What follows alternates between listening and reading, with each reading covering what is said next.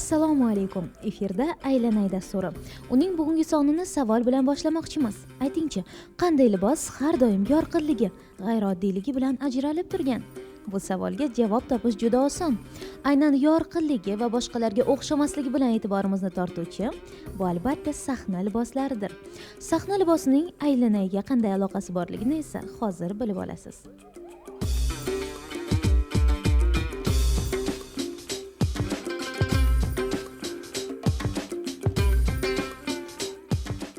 Aylanay ko'rsatuviga Dugona muhabbatxonni taklif qilishgan ekan. Avvalambor biz qizlar judayam Aylanay ko'rsatuviga qattiq qiziqardik. Biz xursand bo'ldik muhabbat taklif qilishganligi uchun. San'at sohasida o'zgarish, imij almashtirish menimcha o'ylayman judayam muhabbatga yutuq tomonlari ko'p bo'ladi deb o'ylayman. Muhabbatga omad. Aylanay ko'rsatuvidan so'ng muhabbat judayam o'zgacha uslubda hamda judayam go'zal bo'lib qoladi degan umiddamiz.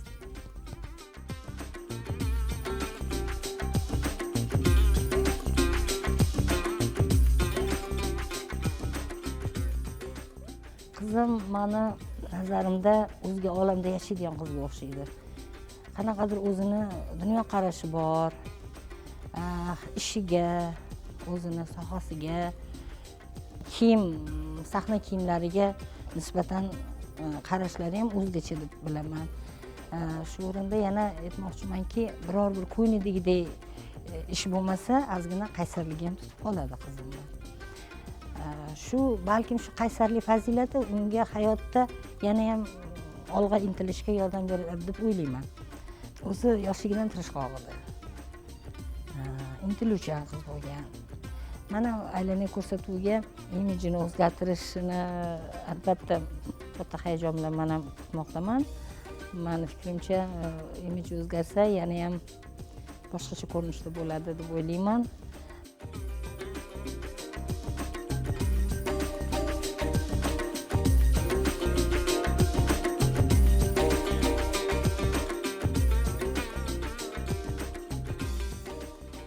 Opam muhabbat Aylanay ko'rsatuviga taklif qilishgan ekan. Endi bilmadim qay darajada o'zgarishini, lekin men bir nimaga aminman, o'z opam o'zi chiroyli. Shunga qarab, menimcha o'zgarishi ham juda ham chiroyli bo'lsa kerak, chunki men bu ko'rsatuvga ishonaman har tomonlama. Endi Aylanay ko'rsatuvini faqat hozir kutishdan boshqa choramiz yo'q. Qanaqa darajada o'zgaradi bilmadim, lekin yaxshi darajada o'zgarsa kerak deb o'ylayman.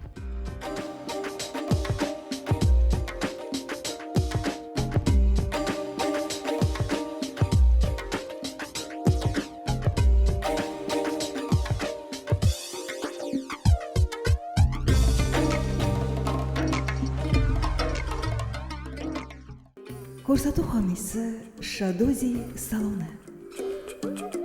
Tanishing, bu dasturimizning bugungi qahramoni nafaqat turli raqslari, balki kinofilmlarda, milliy seriallarimizda yaratgan obrazlari bilan ham ko'pchilikka tanish bo'lgan Nihol mukofotining sovrindori Muhabbat Qurbonova.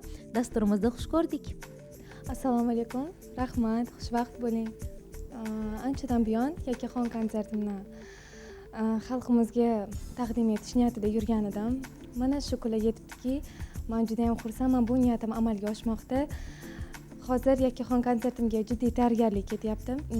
Yakkaxon konsertimdagi har bitta raqsimga alohida e'tibor beryapman. Har bitta raqsim juda ham chiroyli chiqishi uchun men ustozim Karim Uzoqova bilan ishlayman. Bir nechta ustozlar bilan ishladim.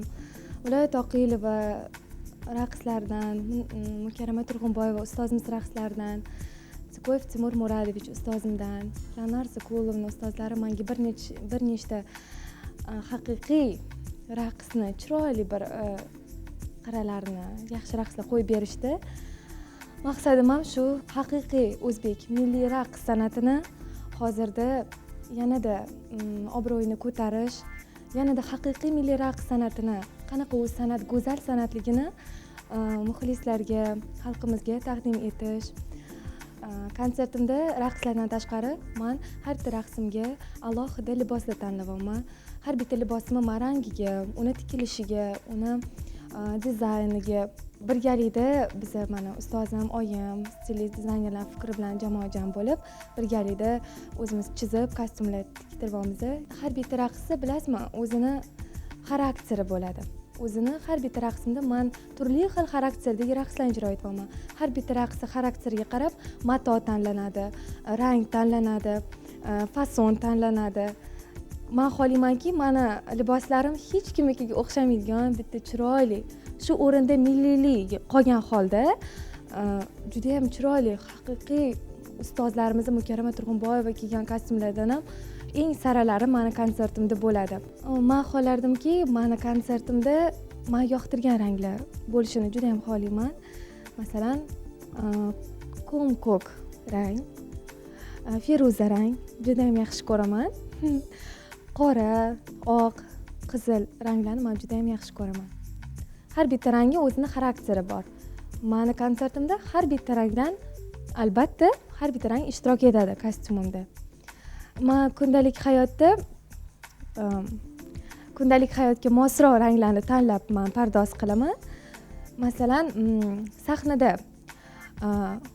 ko'proq yorqin ranglar talab qilinsa, masalan, yonoqlarga bo'yoqli yorqin pushti rangda bo'ladi, lab bo'yog'imiz qizil rangda bo'ladi, ko'zlarimiz yanada qattiqroq qirralari chiziladi. Kundalik hayotimda bo'lsa, men to'qroq ranglarga ko'proq ahamiyat beraman. Jigarrang ranglarni ko'proq ishlataman. Qora, kamtaroq bo'lib yurishga harakat qilaman har doim. Men aylanay ko'rsatuvda o'zim bir imij yaratganman. O'zim hayotda yurish turishim, ma'lum bir imijim bor. Sahnada liboslarim.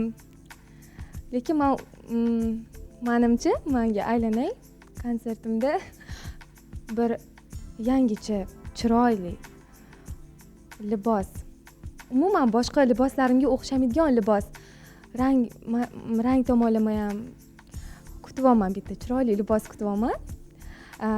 Makiyajim, pardozimga keladigan bo'lsak, sahnadan ham, hayotiy kundalik pardozimdan ham umuman ajralib turadigan boshqacha makiyaj kutyapman. Sochlarimni qanaqa qilisharkin deb hozir men o'ylab turibman. Agar sizga ham qiziq bo'lsa, aylanayni tomosha qiling.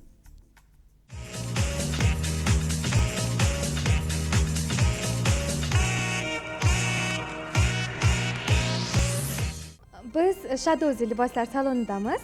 Assalomu alaykum. Assalomu alaykum, xush kelibsizlar. Xushvaqt bo'ling. Bugungi ishingiz menimcha oldingi ishlaringizdan ancha farq qilsa kerak. Chunki siz men uchun bugun aynan raqs libosi yaratib berishingiz lozim. Ha, albatta, bunday libosni ham yaratib beramiz.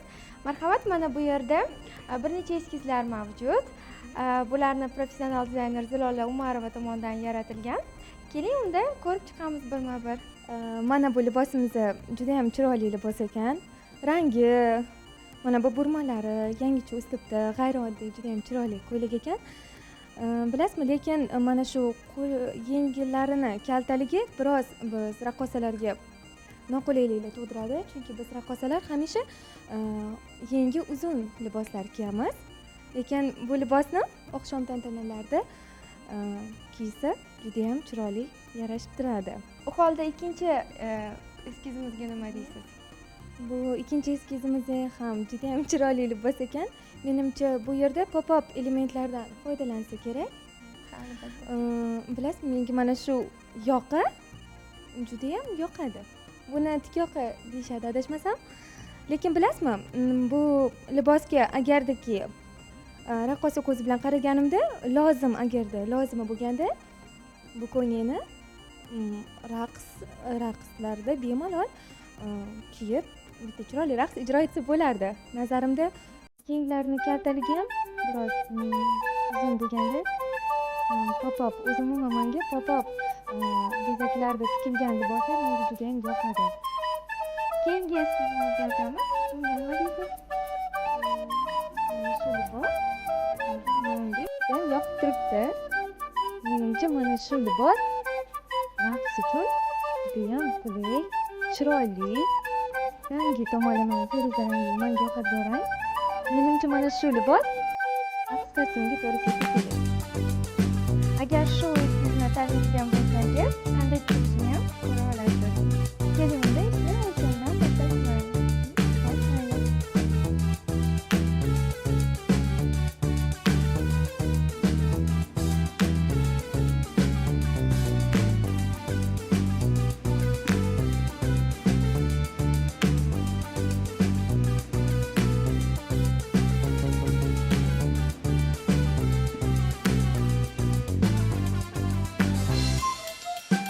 ijodkorlarga sahnada unutilmas chiqishlar qilishlariga yordam beruvchi libos ham yaratilish chog'ida dizaynerlarning fantaziyasini jilovlamaydigan, ularga ijod qilish uchun ulkan imkoniyatlarni yaratib beruvchi libos ham sahna libosidir.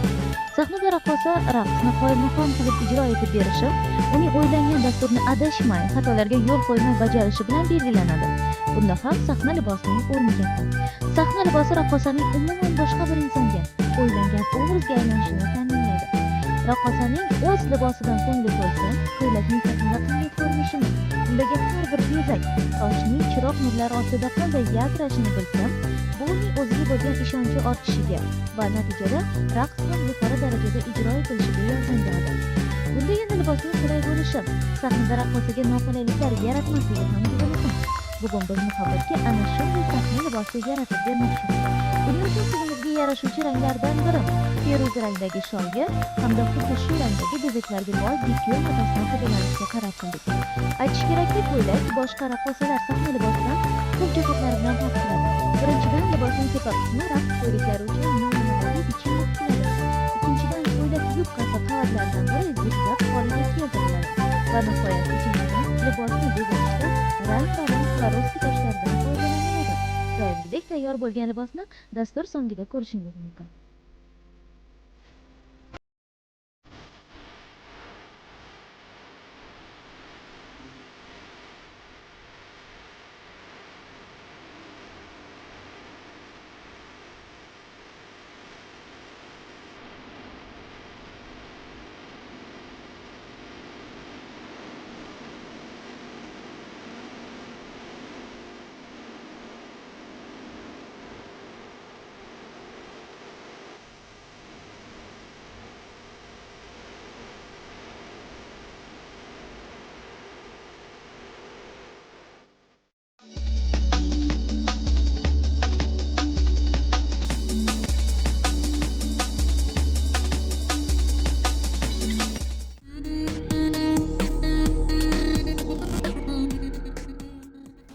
Grim so'zi fransuz tilidan olingan bo'lsa-da, asli kelib chiqishi eski italyan tiliga borib taqaladi.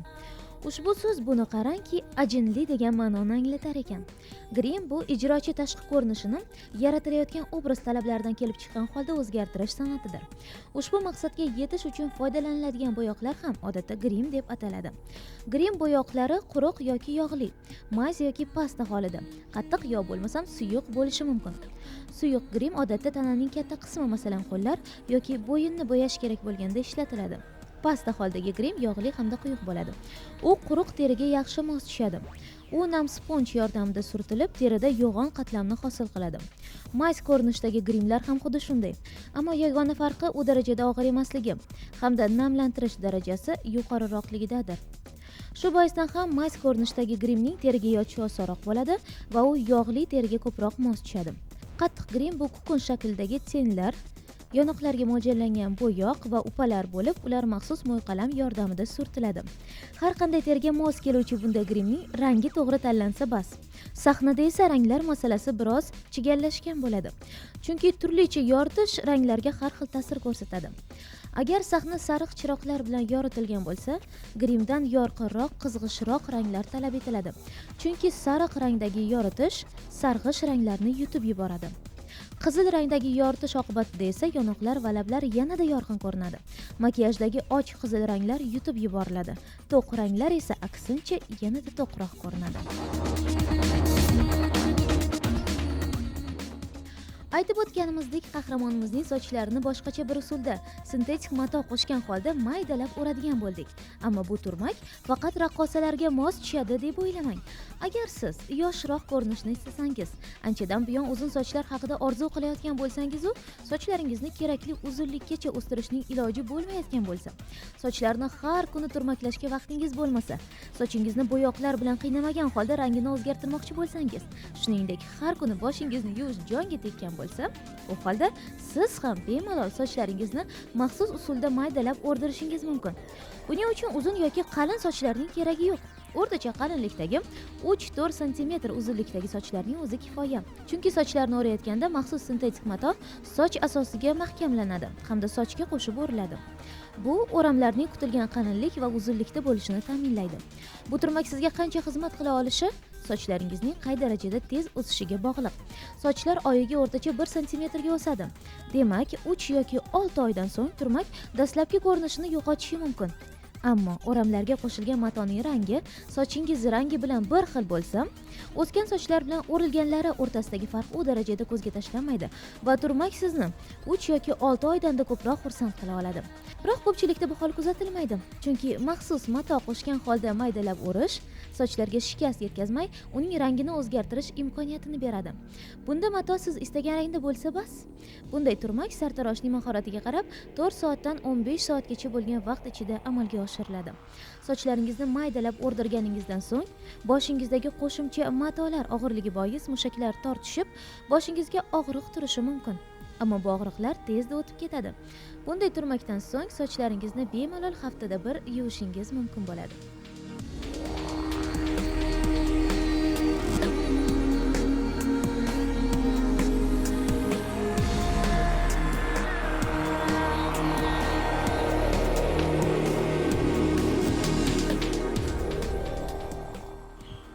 Hozir juda ham hayajonlanib turibman. O'zim ham yo'qmi deb.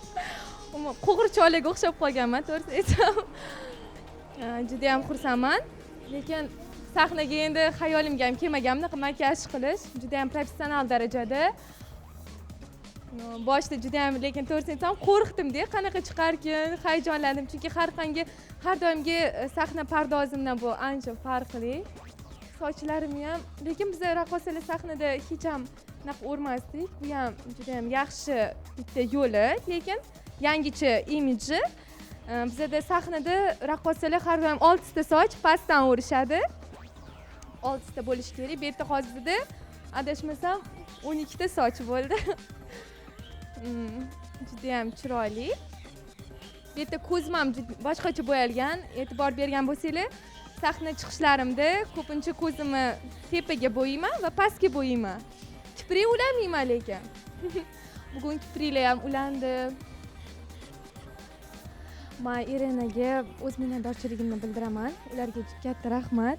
Chunki menga sahnada yanada go'zal bo'lib, shunaqa yangicha imij, yangicha obraz, sahna obrazini yaratib berganlari uchun men ularga o'z minnatdorchiligimni bildiraman. Ham stilist, ham vizajist rolini baravar olib bordilar.